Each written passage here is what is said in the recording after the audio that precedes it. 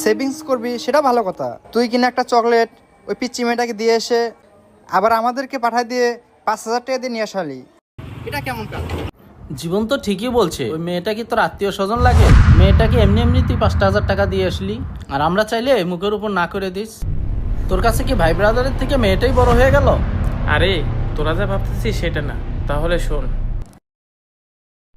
কি বলেন ডাক্তার সাহেব? অপারেশন করার জন্য 5,000 টাকা লাগবে? আচ্ছা ঠিক আছে ডাক্তার সাহেব, আপনি অপারেশন করা শুরু করেন, আমি টাকা জোগাড় করতেছি। হে আল্লাহ, এখন আমি এক বেলার ভিতরে এতগুলো টাকা কিভাবে ব্যবস্থা করব? তুমি একটা ব্যবস্থা করে দাও না।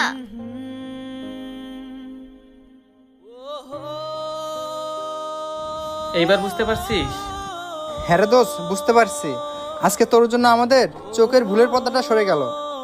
তবে দোস্ত, আজকে আমরা তোকে কথা দিলাম, আজকের পর থেকে আমরাও আজে বাজে জায়গায় টাকা না নষ্ট করে গরিব অসহায়দের পাশে দাঁড়াবো, তাদেরকেও সহযোগিতা করব।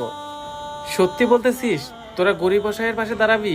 তোরা যদি গরিব অসহায়ের পাশে দাঁড়াস তাহলে সব থেকে বেশি খুশি হবে তোদের এই বন্ধু।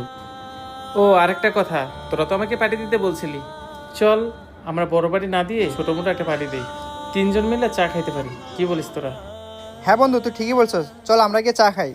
চা খাওয়ানোর পরে যে টাকাটা বাঁচবে সেই টাকা দিয়ে ওই পিচ্চির মতো আরেকজনকে সাহায্য করব। চল তাহলে। আমাদের সমাজে অনেক লোকই আছে যারা আজে বাজে জায়গায় অনেক টাকাই উড়ায়। একবার খোঁজ নিয়ে দেখুন, আপনার ঘরের পাশে অনেক গরিব আছে যারা দুবেলার দুমুঠো ভালো মন্দ খেতে পারে না। আসুন আমরা আজে বাজে জায়গায় টাকা না উড়িয়ে তাদেরকে নিয়ে একবেলা ভালো মন্দ খাই। আমাদের ভিডিওটি ভালো লাগলে বেশি বেশি করে শেয়ার করে দেবেন। ধন্যবাদ।